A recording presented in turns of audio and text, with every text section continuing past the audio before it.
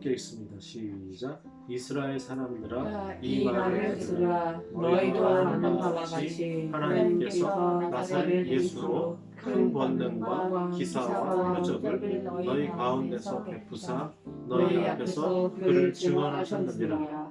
그가 하나님께서 정하신 뜻과 미리 아신 대로 내준 바 되었거늘 너희가 법없는 자들의 손을 빌려 몽땅아 죽였으나 하나님께서 그를 사망의 고통에서 풀어 살리셨으니 이는 그가 사망에 매여 있을 수 없었습니다. 아멘. 그를 증언하셨느니라. 너희 앞에서 그를 증언하셨느니라 라는 제목으로 우리 하나님의 말씀을 나누도록 하겠습니다. 하나님께서 보내주시기로 하신 그 약속하신 그 보혜사 성령 하나님, 그분이 예수님의 말씀대로, 예수님이 부활 승천하시면서 약속하신 대로 성령님이 오셨어요. 자, 오셨었던 그날이 바로 오순절이라고 합니다. 그런데 오순절에 제자들이 다 같이 한 곳에 모여 있을 때 호련히 하늘로부터 급하고 강한 바람 같은 소리가 있어서 제자들이 있던 집에 가득했었고 불의 혁처럼 갈라지는 것들이 각 사람 위에 하나씩 임하기 시작했습니다. 그래서 그 모든 사람들이 성령의 충만함을 받고 성령님이 말하기 시작하게 하심을 따라서 그들이 외국말로 다른 말로 말하기 시작했어요. 다른 말로 말하기 시작한 것을 사람들이 알아들었어요? 못 알아들었어요? 알아들었죠. 15개 지역에서 온 사람들이 유대인들도 있었고 다른 나라 사람들도 있었는데 그 사람들이 자기 나라 말로 알아듣기 시작했습니다. 그래서 성령이 말하게 하심을 따라 말하게 된 것에 대해서 그 유대인들을 포함한 많은 사람들이 놀랐습니다. 하지만 베드로는 바로 이것은 이미 선지자를 통해서 예언된 내용이며 바로 이 성령이 오심이 바로 말세라는 것을 우리가 성경을 통해서 알 수 있다. 말세의 약속대로 오신 성령님에 의해서 주님의 이름을 부르는 그 사람이 구원을 받으리라는 선지자의 예언이 무엇을 의미하고 있는지 깨닫게 하는 것입니다. 나는 이스라엘 사람입니다. 나는 아브라함 자손입니다. 그리고 우리에게는 율법이 있습니다. 모세의 율법이 있습니다. 그리고 절기도 잘 지키고 있습니다. 그리고 저는 예루살렘 성전도 잘 출석하고 있어요. 그리고 저는 하나님의 이름을 크게 부르기도 합니다. 기도도 열심히 하고 있습니다.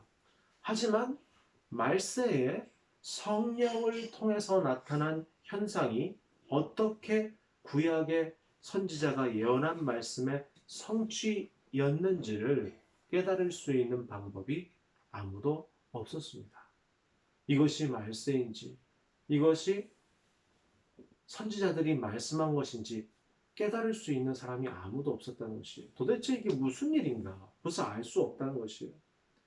왜 그렇습니까?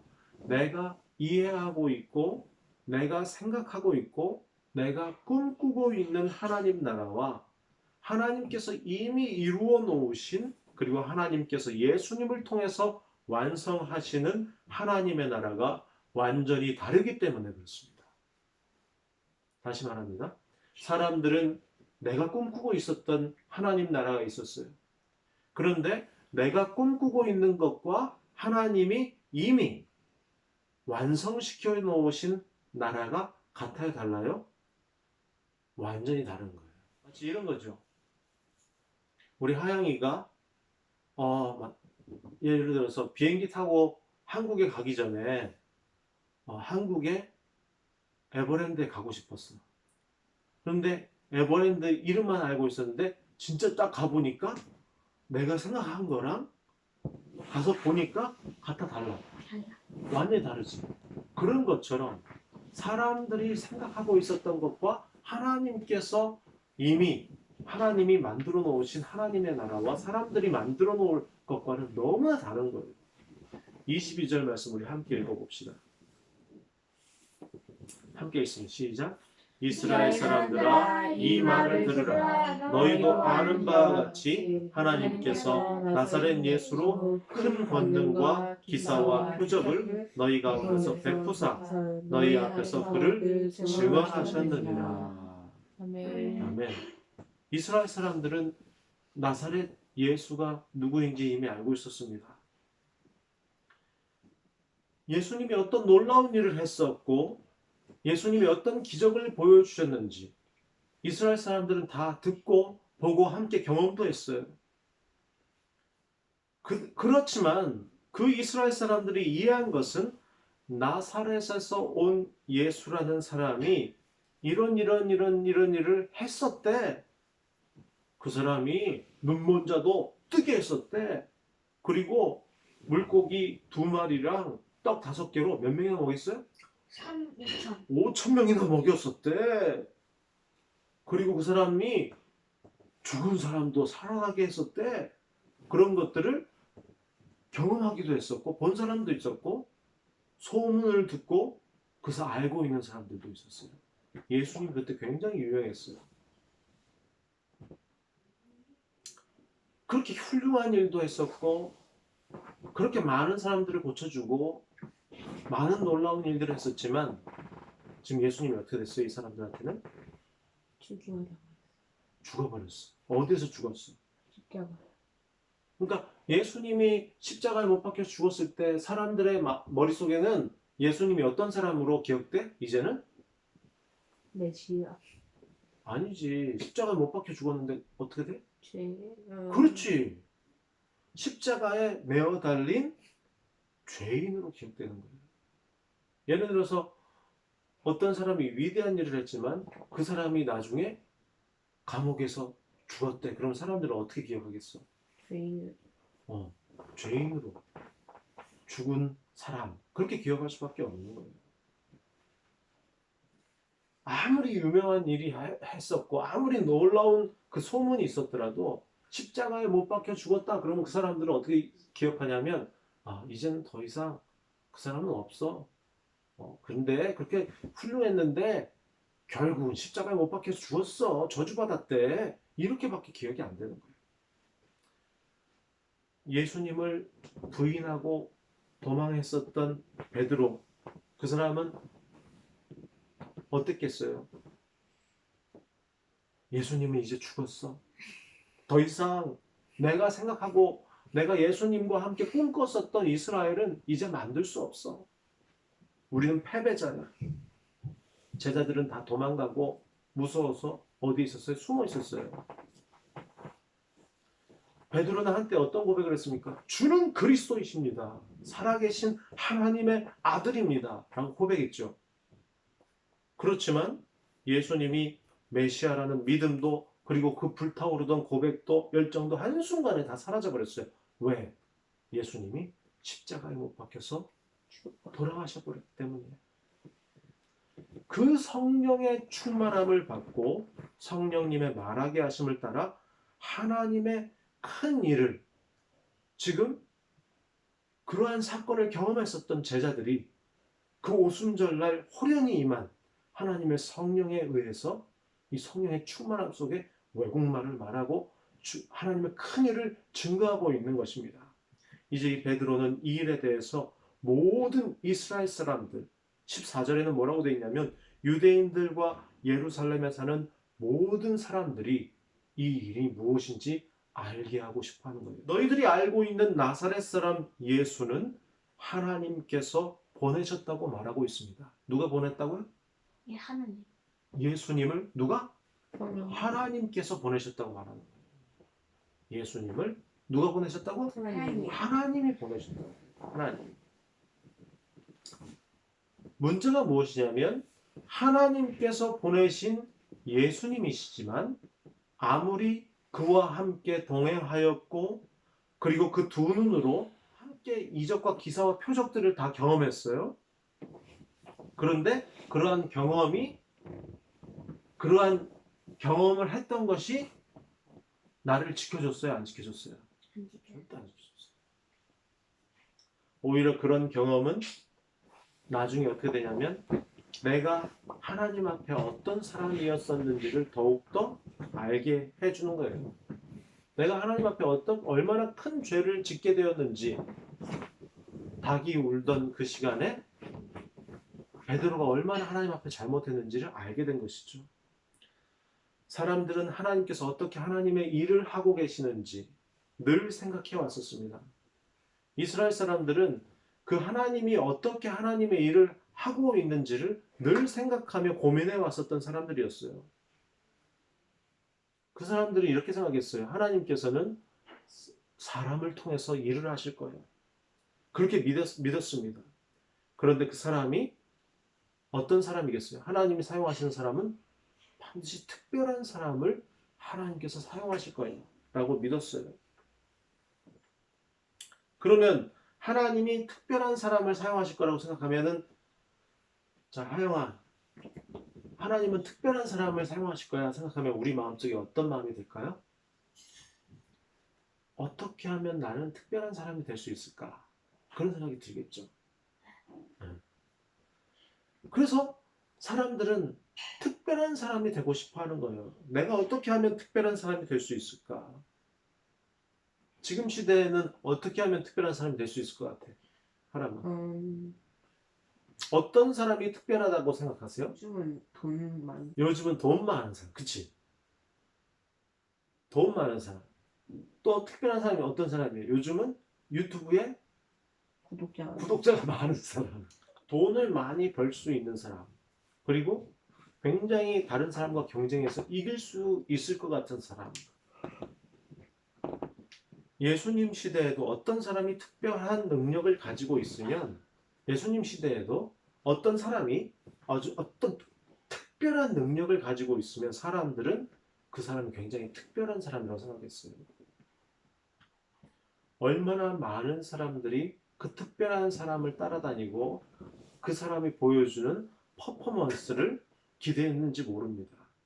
예수님께서 무엇 때문에 이 땅에 오셨는지에 대한 관심은 사람들은 잘 없어요. 하지만 예수님께서 바깥으로 보여주는 것, 예수님이 행하시는 그런 것들에 대한 관심이 더 많다는 것이에요. 예수님께서 무엇을 위해서 오셨는지, 예수님의 오신 것이 하나님의 말씀을 어떻게 이루어 가시는 것인 거에 대해서는 관심이 잘 없었다. 5천 명을 배불리 먹게 하신 사건 이후에 예수님을 따르는 사람들에게 예수님이 이렇게 말씀하셨습니다. 예수께서 하여 이르시되 내가 진실로 너희에게 이르노니 너희가 나를 찾는 것은 표적을 본 까닭이 아니요 떡을 먹고 배부른 까닭이다. 사람들이 예수님을 따라다니는 이유가 뭐라 그래요? 떡을 먹고 배부르기 때문에. 그러니까 어떤 사람, 특별한 사람이 막 있어. 그럼 저 사람이랑 같이 다니면 따라다니는 이유가 있어. 생각들이 있는 거예요. 내가 갖게 될 이익, 내가 갖게 될 만족, 기쁨에 사람들은 관심이 많은 거예요. 베드로는 나에게 이익이 있기 때문에 예수님을 따라다녔어요. 만약에 이익이 없으면 따라다닐까 안 다닐까? 그런데 베드로도 이런 말 했단 말이에요. 예수님이 가는 곳이면 내가 어디든지 따라가겠습니다. 그곳이 죽는 데라도 따라다니겠습니다. 내가 죽을지언정 절대로 예수님을 부인하지 않겠습니다. 그래서 다른 제자들도 다 그랬어요. 그런 마음이 있었단 말이에요. 하지만 부인했어요? 안 부인했어요? 부인했어요. 결국은 부인하고 만다는 것이에요. 자, 베드로는 나에게 이익이기 때문에 예수님을 따랐고 나의 목적을 예수님을 통해서 이루려고 했습니다. 하지만 완전히 실패했습니다. 오늘 본문에서 쉽게 지나칠 수 있는 부분이 무엇이냐면 하나님께서 나사렛 사람 예수를 너희 앞에서 증언하셨다는 부분입니다. 누가 증언했다 그래요? 하나님께서 나사렛 사람 예수를 너희 앞에서 증언했다. 누가 증언했다는 거예요? 하나님. 하나님이 증언했다는 거예요. 예수님이 베푸신 큰 권능, 기사와 표적은 하나님이 이스라엘 앞에서 나사렛 사람 예수를 증언하셨다는 것입니다. 지금 베드로는 성령의 충만함을 통해서 성령에 이끌려서 하나님의 말씀을 선포하고 있는데 그 하나님께서 예수님을 증언하셨다는 것이 아주 놀라운 것이에요. 베드로라는 사람이 증언한 줄 알았어요. 예수님의 제자들이 증언한 줄 알았어요. 근데 그게 아니에요. 베드로라는 사람 자체, 나야말로 예수님은 그리스도시요 하나님의 아들입니다 라고 증언한 그 증인이 될 줄 알았는데, 하지만 나는 그 증인이 아니고 하나님 그분이 바로 증인이라는 것입니다. 하나님이야말로 가려진 진짜 증인이라는 것이에요. 보이지 않는 하나님이 진짜 증인이었다. 그것을 성령의 충만함을 받은 제자들이 성령을 통해서 증거하고 있는 것입니다. 내가 증인이 아니고 하나님이 진짜 증인입니다. 무리를 지어다니죠. 사람들 보세요. 예수님을 증거한다고 한 사람들이 어떻게 합니까?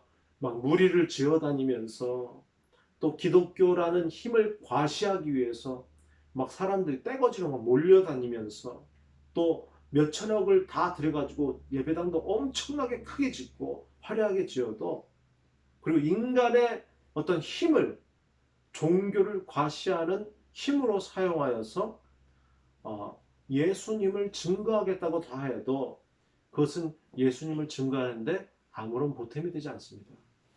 아무리 예루살렘 성전을 멋있게 지어놓고 오랫동안 지어놓고 그 안에서 동물을 잡아서 끊임없이 제사를 드린다 해도 하나님의 말씀을 온전히 드러내는 증인의 역할을 사람이 할 수 없다는 것이에요.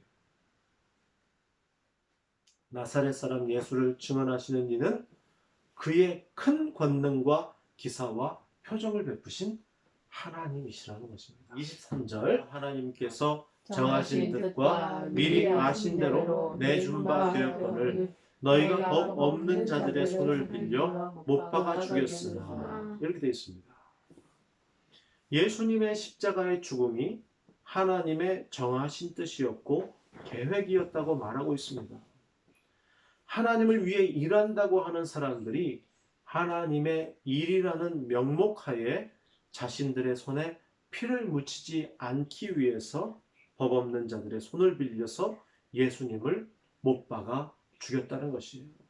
다시 이야기하지만 예수님을 따라다니면서 예수님을 위한다고 하는 사람들의 열심도 결국 이 구절을 벗어날 수 없는 것입니다. 베드로는 어느 정도였어요? 예수님을 위해서 목숨을 바치겠습니다. 그렇지만 부인하고 저주했죠. 사람이 하나님에 대한 그 사람의 열심은 하나님이 보내신 예수님을 결국 십자가에 죽이는데 넘겨주어서 결국 못 박아 죽여버렸고, 그 예수님에 대한 증거는 누가 가지고 있습니까? 바로 하나님께서 가지고 계시는 것이에요. 하나님은 우리 하나하나를 다 알고 계시는 것이에요. 하나님은 우리의 고백이 얼마나 우리 자신을 위한 고백인지를 하나님이 다 알고 계시는 것이에요. 여기서 하나님께서 정하신 뜻과 미리 아신 계획에 포함되어진 그 내용이 무엇입니까? 바로 예수님을 못 박아 죽인 사람들의 모습인 것입니다. 베드로는 예수님을 열정적으로 따르고 하나님의 아들로 고백했지만 저주하며 부인하고 슬피 울며 회개하고 도망하던 그 모습, 베드로의 모습이 이 모습 속에 들어있고, 유대인들이 얼마나 예수님을 죽이는데 열심히 있었는지 예수님을 둘러싼 사람들이 특별한 사람이 되려고 하는 그 모든 모습이 다 하나님의 미리 정하신 뜻과 그 미리 아신 계획 속에 다 들어있었고 드러나고 있는 것입니다. 하나님이 예수님을 증언하고 있다는 그 베드로의 고백 속에는 바로 베드로를 비롯한 유대인, 그리고 예수님을 못 박은 모든 자들에 대해서도 하나님 그분이 증인이 되고 있다는 것입니다. 예수님에 대한 증인뿐만 아니라 그 미리 아신 정해진 계획 속에서 포함되어진, 이 십자가 사건 속에 포함되어진 모든 자들의 행위도 하나님이 증거하고 있는 것이에요. 24절 함께 읽어보겠습니다. 시작. 하나님께서 그를 사망의 고통에서 풀어 살리셨으니 이는 그가 사망에 매여 있을 수 없었습니다. 아멘. 예수님께서 당하신 사망의 고통은 우리가 생각하는 것과 다릅니다. 인간 관계에서 가지게 되는 배신감, 그것이 굉장히 커요. 예수님은 십자가 위에서 하나님, 어찌하여 나를 버리셨습니까? 라고 외치셨습니다. 죄 없으신 분이 죄를 지어서 벌받은 것이 아니죠. 하나님의 큰 권능과 기사와 이적으로 하나님이심을 하나님께서 많은 사람 앞에서 드러내 보이셨습니다. 오히려 하나님의 큰 일을 이루어 가시는 발걸음을 주님이 걸어가셨어요. 그런 주님이 하나님에 의해서 사망에 내어준 바가 되었습니다. 왜 그렇습니까? 하나님께서 예수님을 사망의 고통에서 풀어 살리시기 위해서인 것이에요. 그 어떤 사망의 고통이 예수님을 내어 있지 못하게 하는 것입니다. 예수님의 증인이자 예수님을 죽인 자들에 대해서도 증인이신 하나님께서 예수님을 사망의 고통에서 풀어 살리셨습니다. 그 어떤 사망의 세력도 예수님을 묶어 놓을 수 없다는 것이에요. 사망의 고통에서 풀어진다는 이 부활의 의미는 거듭나는 죽음에서 생명으로 옮김받은 새로운 탄생을 의미하고 있습니다. 이것을 아는 것이 우리와 무슨 관계가 있는가? 이 거듭난다는 것을 아는 것, 예수님이 부활의 생명으로 옮김받았다는 것을 아는 것이 우리의 생명과 우리의 삶과 무슨 관계가 있겠어요? 우리의 몸은 무엇을 향하여 가고 있어요? 죽음을 향하여 가고 있어요. 왜 그래요? 죄로 말미암아서 사람은 반드시 죽음으로 가게 돼 있어요. 아까 물어봤잖아, 그지? 왜 사람은 죽게 되는 것일까? 그지? 왜냐하면 죄에서부터 시작되었기 때문에 계속 죽음으로 가고 있단 말이에요.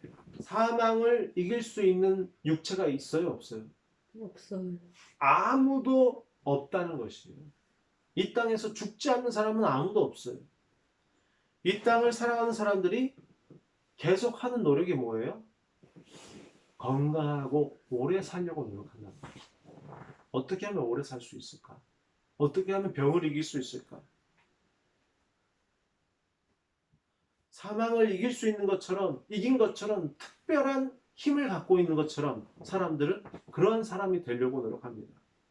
그러나 시간이 가면 갈수록 인간은 반드시 죽음을 만나게 됩니다. 육체의 죽음이죠.